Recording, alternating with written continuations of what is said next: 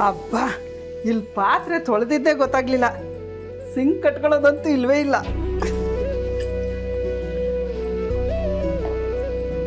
ಅನು, ಈ ಮನೆಗೆ ಬಂದು ಒಳ್ಳೆ ಕೆಲಸ ಮಾಡಿದ್ವಿ ಕಣೆ. ಆ ಮನೇಲಿ ಪಾತ್ರೆ ತೊಳೆಯುವಾಗೆಲ್ಲ ಸಿಂಕ್ ಕಟ್ಕೋತಾ ಇತ್ತು. ಇಲ್ಲಿ ಆ ಕಷ್ಟ ಇಲ್ಲ ನೋಡು. ಹೌದು ಅಮ್ಮ, ಚಿಕ್ಕಿ ನೋಡು ಮನೇನ ಎಷ್ಟು ನೀಟಾಗಿ ಇಟ್ಕೊಂಡಿದ್ದಾಳೆ. ಹೇಳಿ ಕೇಳಿ ನರ್ಸ್ ಬೇರೆ. ಅಮ್ಮ, ಲಾಕ್ಡೌನ್ಗಿನ್ನ ಮುಂಚೆನೇ ನಾವಿಲ್ಲಿ ಬಂದು ಒಳ್ಳೆ ಕೆಲಸ ಮಾಡಿದ್ವಿ. ಇಲ್ಲ ಅಂದಿದ್ರೆ ಆ ವಟಾರದಲ್ಲೇ ಸೀಲ್ ಡೌನ್ ಆಗಬೇಕಿತ್ತು ಅಷ್ಟೇ. ಹೌದು ಅನು. ಅಲ್ಲ, ಕಂಬ್ಳಮ್ಮನ ಒಟಾರಕ್ಕೂ ಈ ಕೊರೋನಾ ಅಟ್ಕಾಯಿಸ್ಕೋಬೇಕಾ? ಸದ್ಯ ಆ ತಾಯಿ ಎಲ್ಲವನ್ನೇ ಕಾಪಾಡಿದ್ಲು. ತಾಯಿ ಎಲ್ಲವ ಆದಷ್ಟು ಬೇಗ ಈ ಭೂಮಿಯಿಂದ ಕೊರೋನಾನ ತೆಗೆಯವ.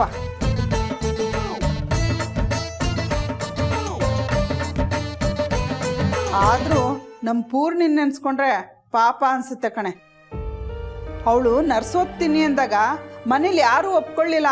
ನಾನು ಬೇಡ ಅಂದೆ, ಆದರೂ ಮಾಡಿದ್ಲು. ನೋಡಿ ಇವಾಗ ಎಷ್ಟು ಕಷ್ಟ. ಅಮ್ಮ ಸುಮ್ಮನೆ ಇರು. ಹೇಳಬೇಕು ಅಂತ ಹೇಳಿದ್ರೆ ನಾವು ಚಿಕ್ಕಿ ಬಗ್ಗೆ ಹೆಮ್ಮೆ ಪಡಬೇಕು. ಎಷ್ಟೋ ಜನ ಲಾಯರ್ಸು, ಇಂಜಿನಿಯರ್ಸು, ಸೆಲೆಬ್ರಿಟೀಸು ಎಲ್ಲರೂ ಇದ್ದಾರೆ. ಆದರೆ ಈ ಕೊರೋನಾ ಟೈಮಲ್ಲಿ ಹೊರಗಡೆ ಬಂದು ಫೈಟ್ ಮಾಡ್ತಿರೋದು ಯಾರು ಹೇಳು? ಡಾಕ್ಟರ್ಸು, ನರ್ಸು, ಪೊಲೀಸು, ಪೌರ ಕಾರ್ಮಿಕರು. ಇವ್ರುಗಳೆಲ್ಲ ಇರೋದ್ರಿಂದನೇ ನಾನು ಮನೇಲಿ ಇಷ್ಟು ಸೇಫಾಗಿ ಕುತ್ಕೊಂಡು ಕೆಲಸ ಮಾಡೋಕ್ಕೆ ಸಾಧ್ಯ ಆಗಿದ್ದು. ನೀನು ಹೇಳೋದು ಸರಿನೇ. ಆದರೆ ಬೀದಿ ದೀಪಕ್ಕೆ ಪಕ್ಕದ ಮನೆಯವರೇ ಎಣ್ಣೆ ಹಾಕ್ಲಿ ಅನ್ನೋ ಮನೋಭಾವ ಇರೋರೇ ಜಾಸ್ತಿ ಅಲ್ವಾ? ಈಗ ನೋಡು, 15 ದಿನದಿಂದ ಕೆಲ್ಸಕ್ಕೆ ಹೋಗ್ತಿದ್ದಾಳೆ. ಈಗ ಅರ್ಧ ದಿನ ರಜಾ ಕೊಟ್ಟಿರೋದಕ್ಕೆ ಬರ್ತಾ ಇದ್ದಾಳೆ. ಅಯ್ಯೋ ಪಾಪ ಅನ್ಸಲ್ವೇನೆ. ಅಯ್ಯೋ, ನಿಮ್ಮಪ್ಪ ಇಷ್ಟೊತ್ತಾದರೂ ಬರಲಿಲ್ವಲ್ಲೇ? ಟೀ ಟೈಮ್ಗೆ ಬಂದ್ಬಿಡ್ತೀನಿ ಅಂತ ಹೇಳಿದರು. ಎಲ್ಲರೂ ಸಿಗಾಕೊಂಡು ಲಾಕ್ಡೌನ್ ಆಗದೆ ಇದ್ರೆ ಸಾಕು. ಅಮ್ಮ ಬಿಡ್ತು ಅನ್ನೋ. ಕೊರೋನಾ ಬಿಡ್ತು. ಸರಿ, ನಂಗೆ ಈಗ ಮೀಟಿಂಗ್ ಇದೆ. ನೀನು ಲಾಸ್ಟ್ ಟೈಮ್ ಥರ ಕಸ ಗುಡಿಸೋದು, ಟಿ ವಿ ನೋಡೋದು ಇದೆಲ್ಲ ಮಾಡಬೇಡ. ನೀನು ಹೋಗಿ ಸೈಲೆಂಟಾಗಿರು. ಆಯಿತು ಮಹಾರಾಣಿಯವರೇ. ಅಯ್ಯೋ, ಅದೇನು ಆಫೀಸ್ ಕೆಲಸ ಮಾಡ್ತೀಯೋ, ಮೀಟಿಂಗ್ ಮಾಡ್ತೀಯೋ, ನನಗಂತೂ ಒಂದೂ ಅರ್ಥ ಆಗಲ್ಲ.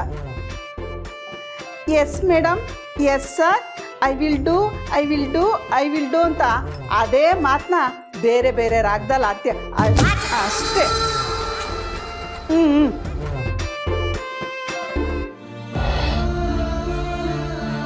ಪ್ರಪಂಚದಲ್ಲಿರೋ ಪ್ರತಿಯೊಬ್ಬರಿಗೂ ಹಸಿವು ನೀಗೋವರೆಗೂ ಹೊಟ್ಟೆ ತುಂಬ ಊಟ ಮಾಡೋರೆಲ್ಲರೂ ಅಪರಾಧಿಗಳೇ ಅಂತ ಅನ್ಸೋಕೆ ಶುರು ಆಯ್ತಮ್ಮ. ಆದರೂ ನಿನ್ನ ಕೈಲಾದಷ್ಟು ನೀನು ಸಹಾಯ ಮಾಡಿದ್ಯಲ್ಲ ಆರ್ಯ, ಯಾಕೆ ಬೇಜಾರು ಮಾಡ್ಕೋತೀಯ? ವರ್ಧನ್ ಸ್ವಯಂ ಸೇವಾ ತಂಡ ಶುರು ಮಾಡಿದ್ದು ಒಂದು ಕಡೆ ಸಾರ್ಥಕ ಅಂತ ಅನ್ಸಿದ್ರು, ಇನ್ನೊಂದು ಕಡೆ ಇನ್ನಷ್ಟು ಮತ್ತಷ್ಟು ಒಳ್ಳೆ ಕೆಲಸಗಳನ್ನು ಮಾಡೋದಿದೆ ಅನ್ನೋದು ನಿಜ ಅಮ್ಮ. ಪ್ರೌಡ್ ಆಫ್ ಯು ಬ್ರೋ ಇನ್ ಲಾ. ಸ್ವಾರ್ಥಿಗಳಾಗಿರೋ ಜನರ ಮಧ್ಯೆ ಇಂಥ ಒಳ್ಳೆ ಕೆಲಸ ಮಾಡೋರನ್ನ ನೋಡಿದ್ರೆ ಐ ಫೀಲ್ ಸೋ ಹ್ಯಾಪಿ. ಅದಕ್ಕೆ ಮನುಷ್ಯ ಸ್ವಾರ್ಥಿ ಆದರೆ ಒಳ್ಳೆಯದೇ. ವಾಟ್? ಸ್ವಾರ್ಥ ಅಂದರೆ ಏನು ಹೇಳಿ? ನಾನು ಚೆನ್ನಾಗಿರಬೇಕು, ನನ್ನವರು ಚೆನ್ನಾಗಿರಬೇಕು ಅಂತ ಅಲ್ವಾ? ಎಲ್ಲರೂ ನನ್ನವರೇ ಅಂತ ಅನ್ಕೊಂಡ್ಬಿಟ್ರೆ? ಕರೆಕ್ಟ್. ವಸುಧೈವ ಕುಟುಂಬಕಂ. ಈ ಭೂಮಿ ಮೇಲೆ ಇರ್ತಾ ಇರೋರು ಪ್ರತಿಯೊಬ್ಬರು ನಾವೆಲ್ಲರೂ ಒಂದೇ ಕುಟುಂಬದವರು ಅಂತ ತಿಳ್ಕೊಂಡು ಅರ್ಥ ಮಾಡ್ಕೊಂಡ್ಬಿಟ್ರೆ ಆಗೋಯ್ತಲ್ಲ.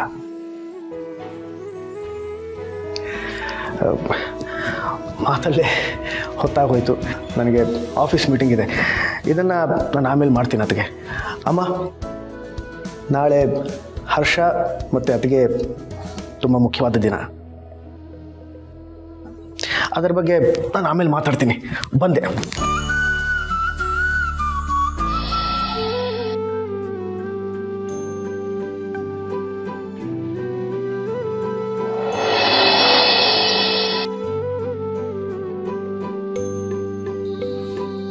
ಹರ್ಷ, ದಾದಾ, ಮೀಟಿಂಗ್ಗೆ ತಯಾರಿ ಮಾಡ್ತಿದ್ಯಾ ಹೇಗೆ?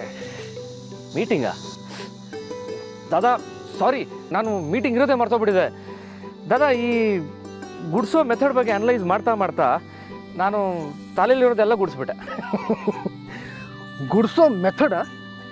ಹಾಂ ದಾದಾ, ನೋಡಿ ನೋಡಿ ದಾದಾ, ಎಲ್ರಿಗೂ ಸುಲಭವಾಗಿರೋ ಕೆಲಸ ನನಗೆ ಮಾತ್ರ ಎಷ್ಟು ಕಷ್ಟ ಆಗ್ತದೆ. ಈ ಗುಡಿಸೋದಕ್ಕೆ ಕ್ಲೀನ್ ಮಾಡೋದಕ್ಕೆ ಒಂದು ಫಾರ್ಮುಲಾ ಇರಬೇಕಿತ್ತು. I will crack it.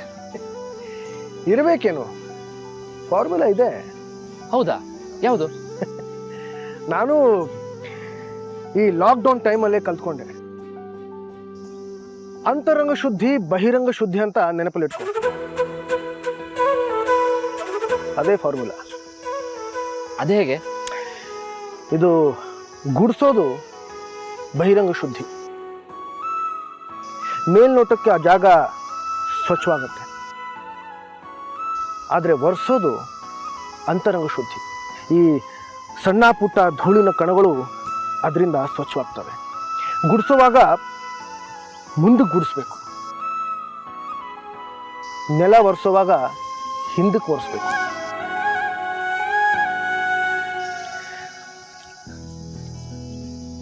ಬಹಿರಂಗವಾಗಿ ಕಾಣೋ ಕೊಳಕನ್ನ ನಾವು ಮುಂದಕ್ಕೆ ಅಟ್ಟಿಸ್ಕೊಂಡು ಹೋಗಿ ಶುಚಿಗೊಳಿಸ್ಬೇಕು. ನಮ್ಮ ಅಂತರಂಗದಲ್ಲಿರೋ ಕೊಳಕನ್ನ ನಾವು ಹಿಂದಕ್ಕೆ ಹೋಗಿ, ಅಂದರೆ ತಾಳ್ಮೆ, ಸಹನೆ, ವಿನಯದಿಂದ ಶುಚಿಗೊಳಿಸ್ಬೇಕು.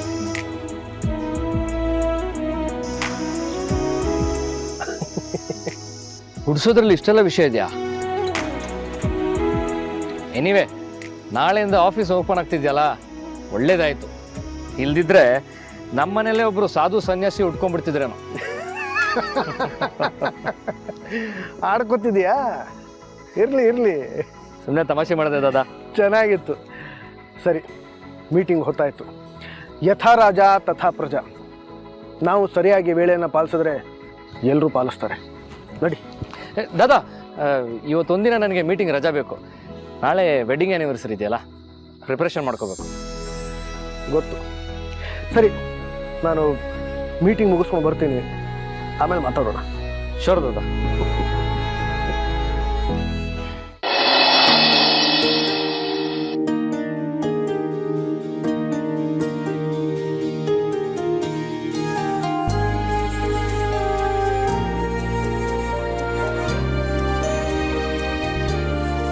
ಇದ್ರಲ್ಲಿ ಹೂವು ಅರಳೋದ್ರ ಜೊತೆಗೆ ನೀವು ಬಂದು ಏನ್ ಮಾತಾಡ್ಬೇಕು ಅಂತಿದ್ದೀರೋ ಆ ಒಂದ್ ದಿನಕ್ಕೋಸ್ಕರ ನಾನು ಕಾಯ್ತೀನಿ.